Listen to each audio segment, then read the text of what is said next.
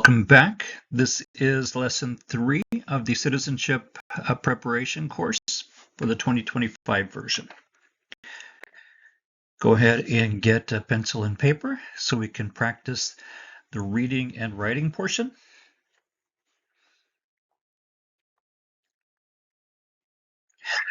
As before, I will read the question. You repeat it. Pay attention to my accent. What is the highest court in the United States? Please read the question.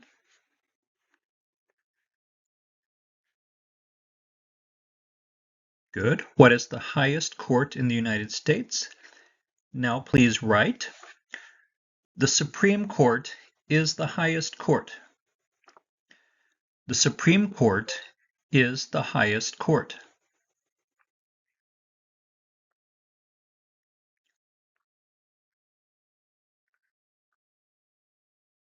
Ready? Check your work.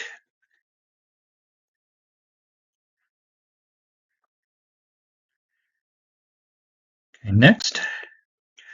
Who can vote in the United States? Please read the question.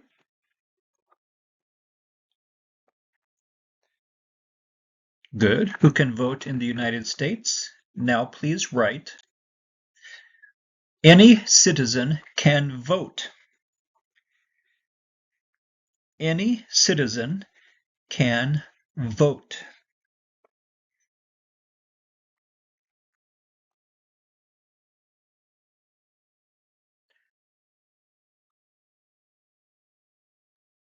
All right. Check and correct your work. Remember, the things we practice here include the vocabulary that is on the official practice list from USCIS. The questions and statements that we practice here might not be exactly like the ones that you will have during your test, but they are designed to get you to practice listening and writing down what the officer tells you to write. Next, when is President's Day? Please read the question.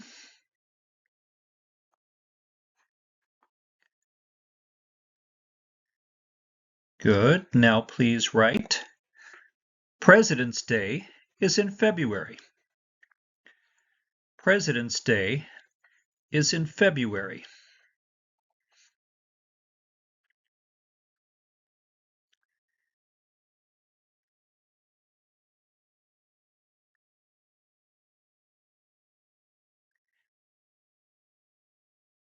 Ready? Go ahead and correct your work. I often get asked if punctuation, apostrophes, capitalization, if it's not correct, if they will mark you wrong. No, they shouldn't. But it does help understand the meaning. Notice that we typically don't pronounce this R. It sounds like February, the way we pronounce it, but it does have the R written in it. Next. How many stars are on the U.S. flag? Please read the question. Good. How many stars are on the U.S. flag? As a reminder, if it says U.S., you should read U.S. Don't say United States if it says U.S. If it says United States, then you should say United States, not U.S. Just read what it says. Now please write. The flag has 50 stars. The flag has 50 stars.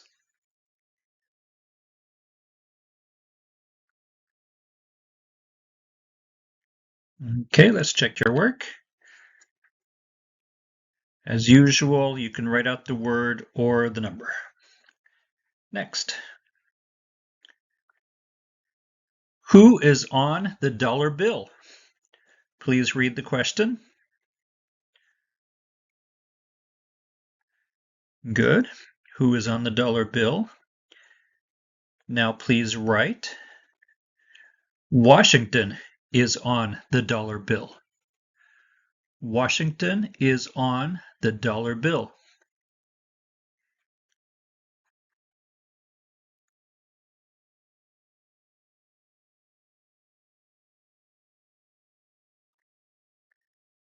Ready?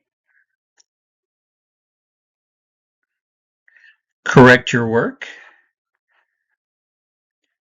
Remember, I mentioned that Washington is an important word to learn how to spell because it's in several of the options that you could have on your interview day. So there is a good chance that you will need it. Next. What country is north of the United States? Please read the question. Good. What country is north of the United States? You might hear some of the questions repeating. It's for practice. So please say them out loud. Now please write. Canada is north of the United States. Canada is north of the United States.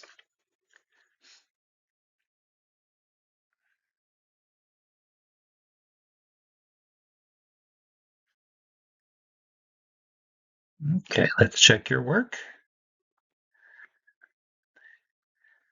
2 reminders.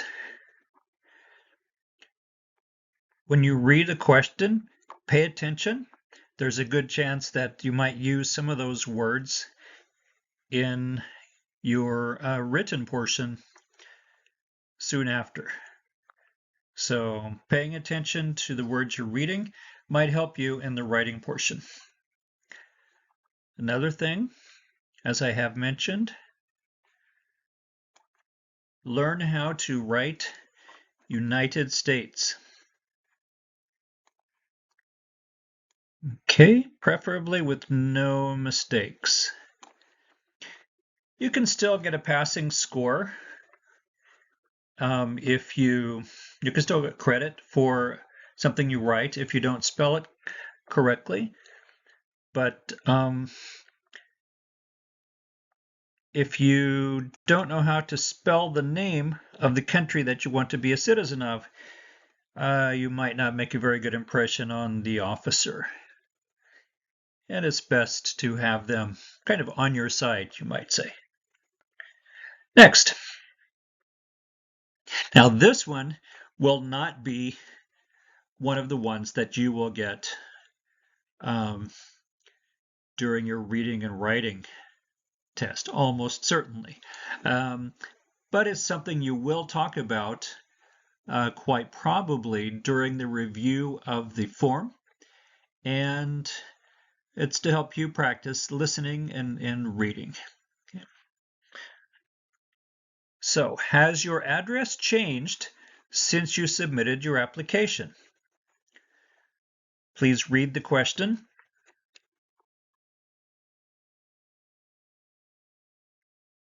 Good. Has your address changed since you submitted your application? Some people might say address instead of address. Both are okay. Now please write, my address has not changed. My address has not changed.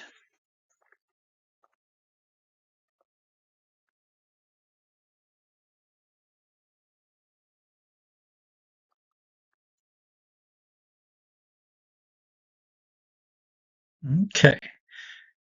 Check your work.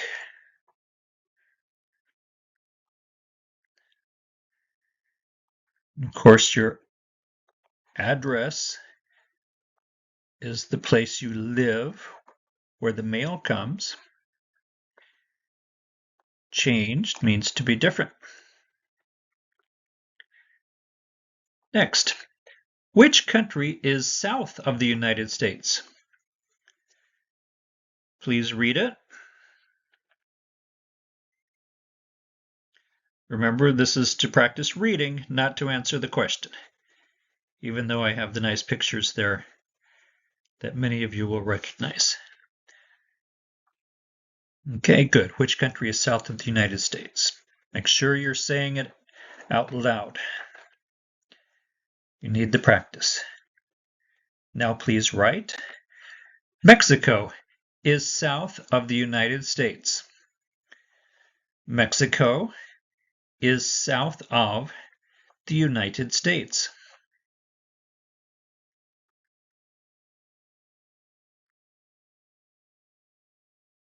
Let's check your answer. Correct it if you need to. Remember, this is the chance for you to find out which areas you need more practice in. Speaking, writing, or civics, or general ability to converse in English. Next, what is the largest state? Please read that question. Say it out loud. Good. What is the largest state? Now, I might point out that largest means biggest, not longest.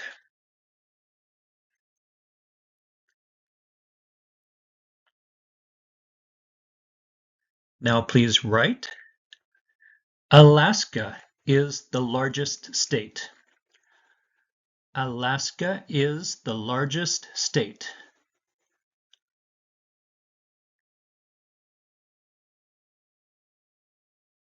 Okay, let's check your answer. Make any corrections if you need to.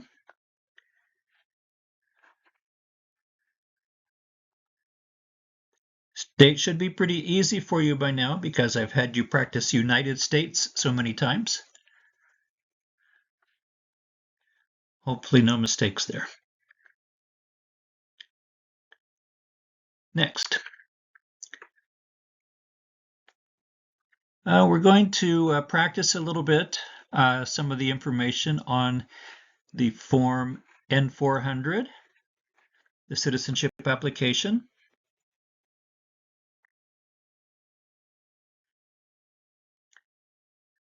If you have a copy of your application there, right now I don't have a copy of the actual application here. We will have, in lesson number 10, we will review, I'll go all the way through that application. Right now we're just going to talk about some of the meanings. So information about your residence. Residence is where you reside, where you live. And first they want to know your physical address. That's the place where you come home and you sleep, where you actually live.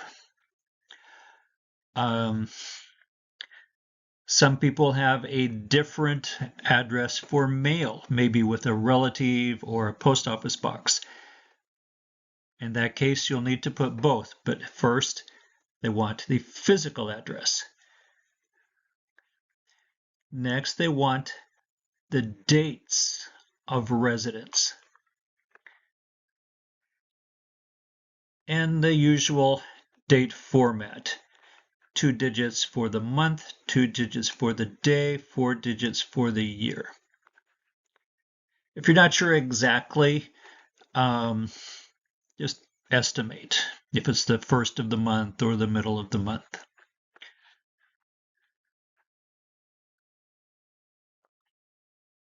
Now the addresses that you need to list are for the last 5 years,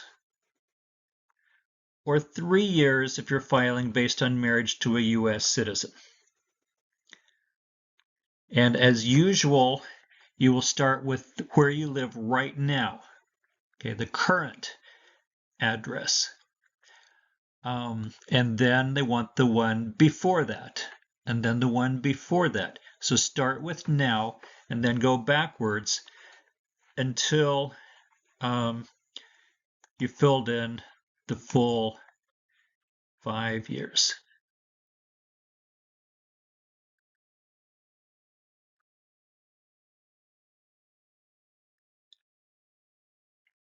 Now, they want to know, is your current physical address also your current mailing address? If your mail comes to the place where you live, then you'll just say yes, and you can skip the next little section. But if your mail goes to a different address, like a P.O. box or to a relative's house, then you need to say no and write down the current mailing address. In this case, you will have two, the physical and the mailing address on the form. Next section is about marital history, your marriages. First, what is your current marital status? That has to do with whether you're married right now or not, and if not, what happened. Now pay attention. A lot of people get this one wrong. Notice that where it says single, there's a comma, and then it's never married. That is all one answer, one description. Single, never married. Okay. If you were married, but now you're divorced, you will mark divorced. You will not mark single. If you were married and you are now widowed, meaning that your husband or your wife died, then you will mark this section, not single. If you're married, obviously put married. If you're married and living together, you'll put married. If you are legally married but are separated, then there's a section for that. If your marriage was annulled, you'll mark that. An annulled marriage is a legal technique to say it was as though it never happened. But the most common mistake I see is people who are divorced or widowed writing single, never married, and that's not accurate. So pay attention to that. Another thing that I see a lot is this question. How many times have you been married? Okay, and they want you to put a number there. Could be one time if you've only been married one time. If you've been married and then divorced and then married again and then that spouse died and now you got married again and you're married now, it'll be 3. Okay? It includes the current marriage if you are married now.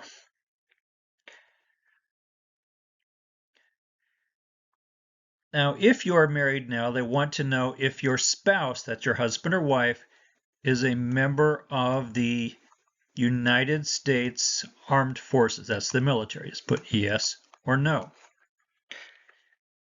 If the answer is no, then it's simple. If the answer is yes, there may be places where you need more information.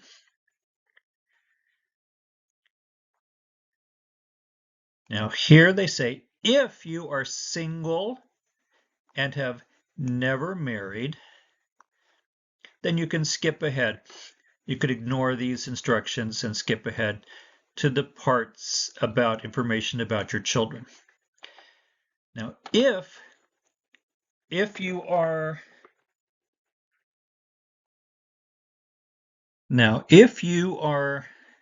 divorced or your spouse has died, take those documents with you to your interview so that the officer can review them if they want to. Take your marriage certificate with you for the same reason, in case the officer wants to review it. Okay, even if you submitted photocopies with your application, take originals with you.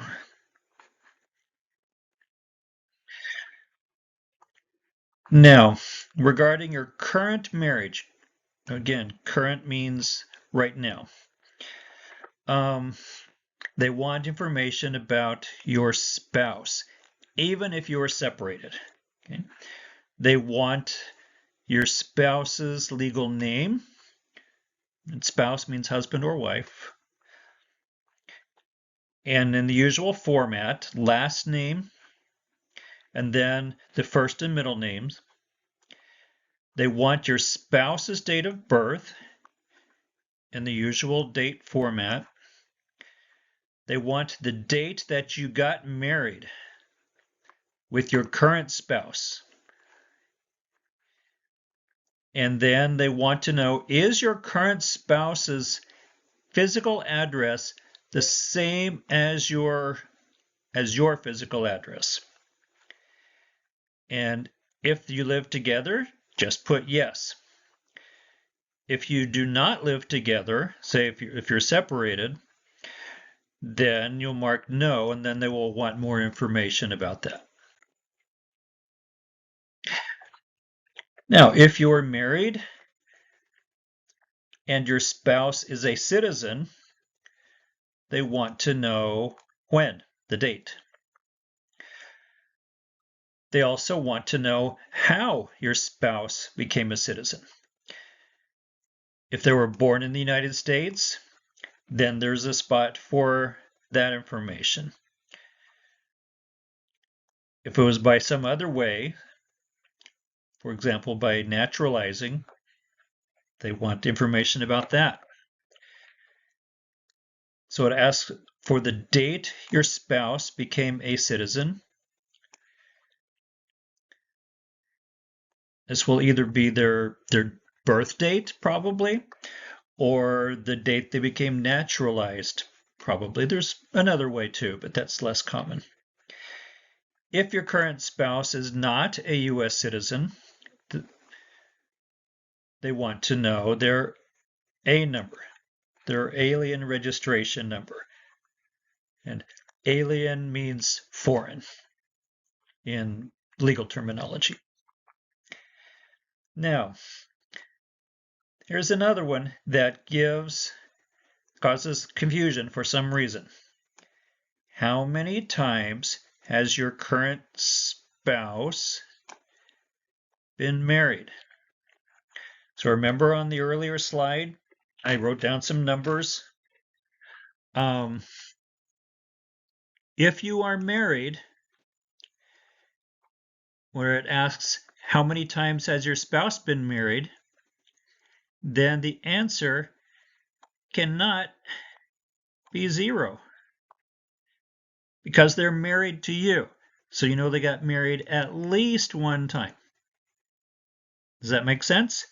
So if you are married, your spouse has been married at least one time. If they were previously married or divorced, then you will add all of those together and put the total in the box that is on the form. So it would be unusual for a number, say, as big as 7, but maybe they're a Hollywood actor or something. Now, if your spouse has prior marriages, then you need to also get the divorce decrees or annulments or death certificates for all of your spouse's prior marriages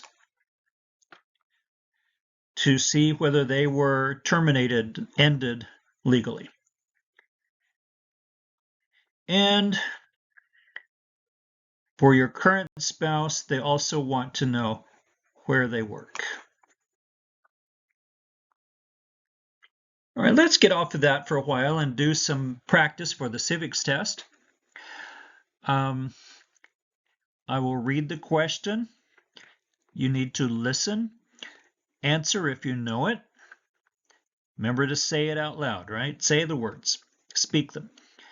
Then after I say it the first time, I will show you the question on the screen, and then we'll show you the answer.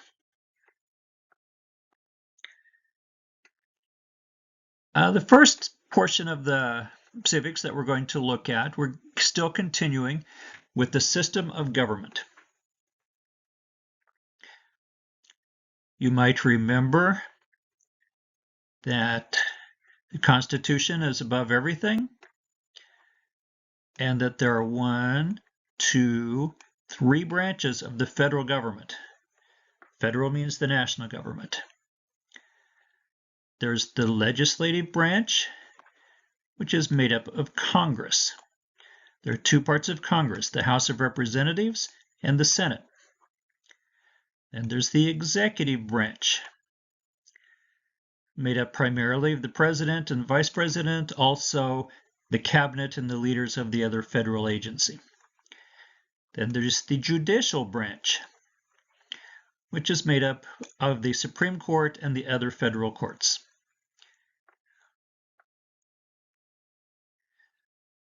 So, first question. Why do U.S. representatives serve shorter terms than U.S. senators?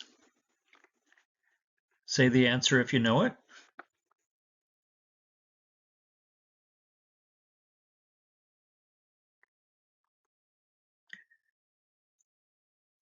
Okay. Why do U.S. representatives serve shorter terms than U.S. senators? If you pay attention, you will hear that the first word is why. That means they want you to explain something. They're not asking you for a number here. Listen carefully, don't get confused and think they're asking you how many years they serve. We'll have to answer the question of why.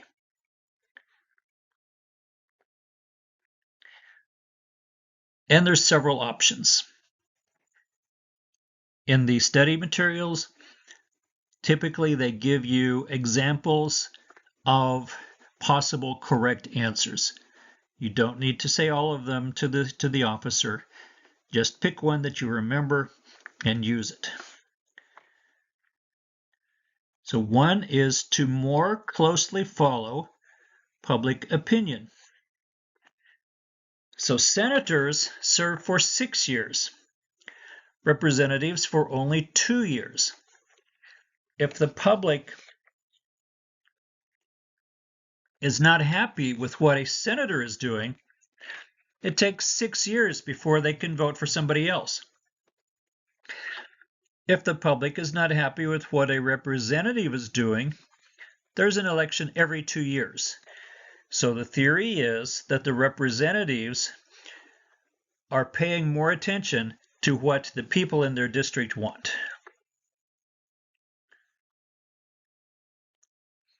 Okay. So how many senators does each state have? Say the answer if you know. How many senators does each state have? Hopefully you know it. 2 from each state. Okay, did you get it right? Next question. Why does each state have 2 senators?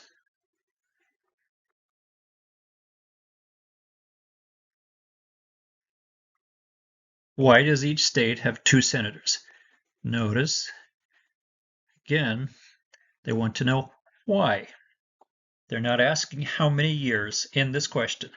You might get that question, but if you get the question that starts with why, you have to explain something.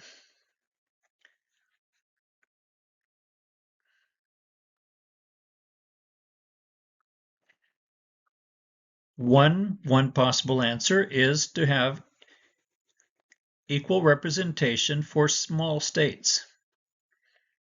You could just say equal representation. The parts in parentheses are optional to say as an answer. So when they were passing the Constitution, the small states, the little states said, hey, we're not going to have enough influence because the states with more people will be more powerful.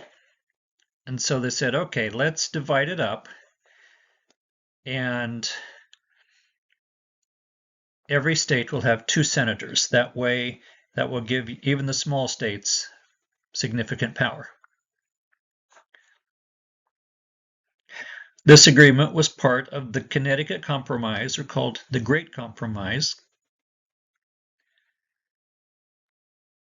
All right. Next, name your U.S. representative. You might not know this. You might have to do a little research. Who is your U.S. representative? Emphasis on your. This depends on the district that you live in. For example, Arizona has 9 districts. California, larger states, are going to have a lot more. States with smaller population, say Wyoming or Montana, are going to have less. So you will have to look up where you live and find your answer.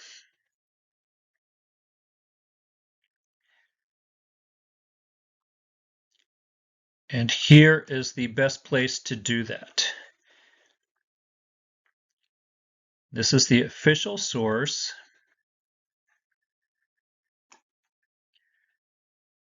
from the House of Representatives. So you will go there, and first it will ask for your zip code. And then if it needs it, it will also ask for your exact address, and then it will tell you the name of your representative. Remember, they change every 2 years. So don't look today and assume it will still be the answer in January of next year. They might have changed. So you need to look it up. Okay, what is the name of the Speaker of the House of Representatives now? Say it if you know it.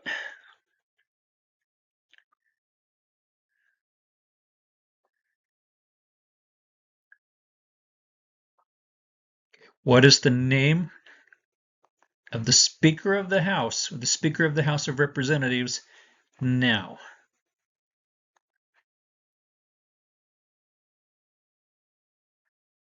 So today, for me, when I'm recording this, it is August 2026.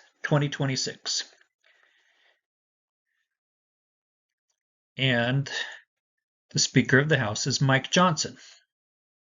This could change. They don't have to wait until a general election to change the Speaker of the House. The members of the House of Representatives can vote and change the Speaker anytime they want.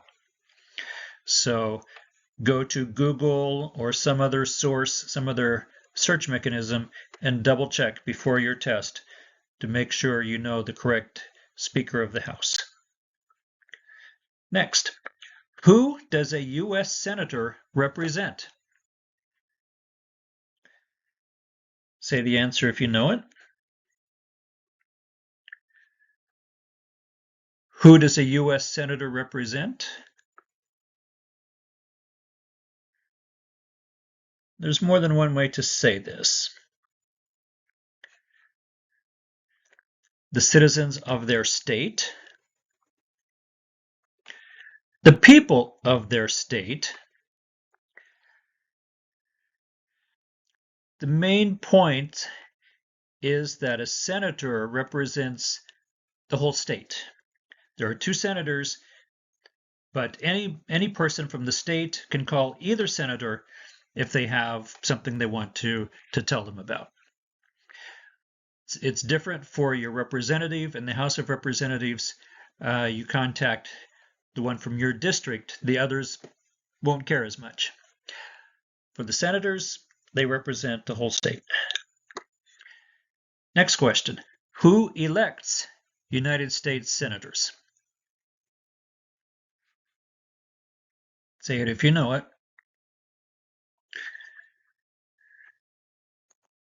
Who elects the senators?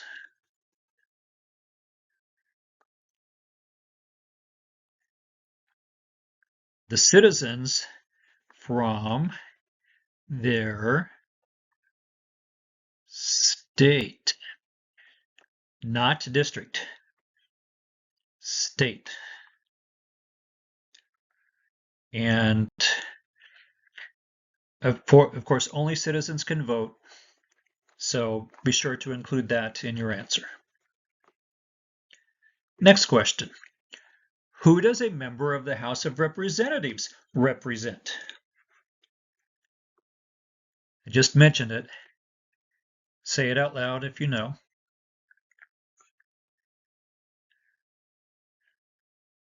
Who does a member of the House of Representatives represent? The people from their district.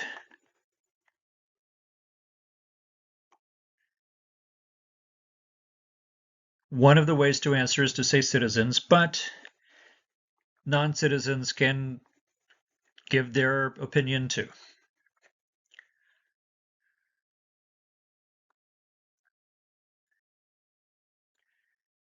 The focus is on their district.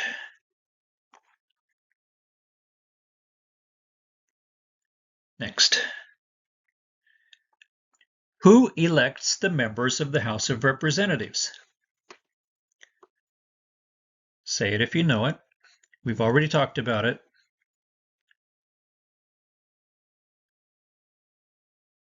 Do you know it? Citizens from their district, not state, district.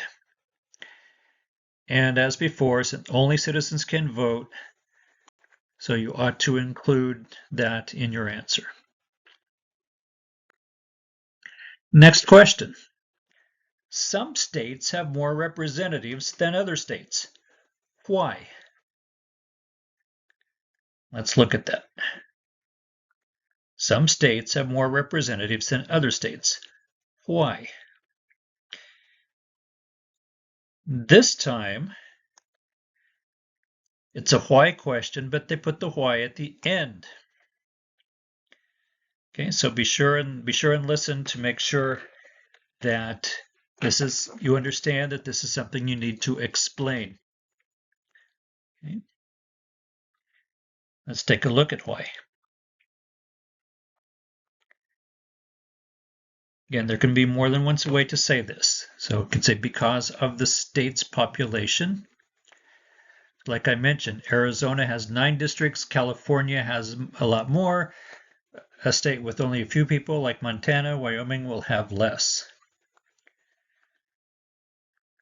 You could say because of the population, you can say because there are more people. It's just different ways of saying the same thing. Because some states have more people, again, same thing. All right. The President of the United States is elected for how many years? I think you probably all know this one. So the President is elected for how many years? Go ahead and say it if you haven't already. Right, 4 years. And can be re-elected one more time. So they can be a total of 8 years, but only 4 years at a time. Next question. The President of the United States can serve only 2 terms.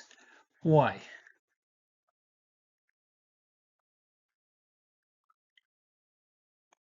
The President of the United States can serve only 2 terms.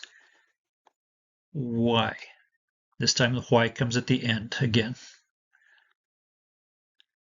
So something to explain.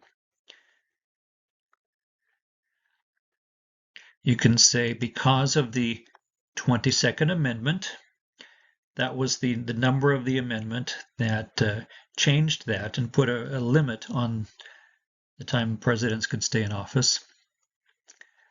Or you can talk about the reason behind it to keep the president from becoming too powerful. If a president could just stay in forever, then they would have too much control over the country, more than what the Constitution was anticipating. All right, here's another one I think you all know. What is the name of the President of the United States now?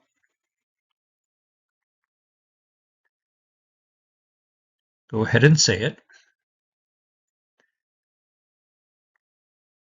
You can say Trump, Donald Trump. Notice that, of course, it says now. So pay attention to what's happening in the country.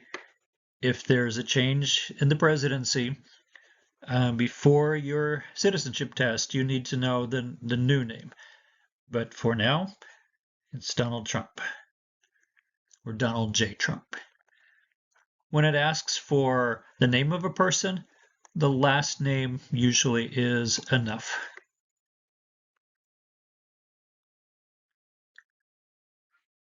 Okay, what is the name of the Vice President of the United States now? The Vice President. Say it if you know it.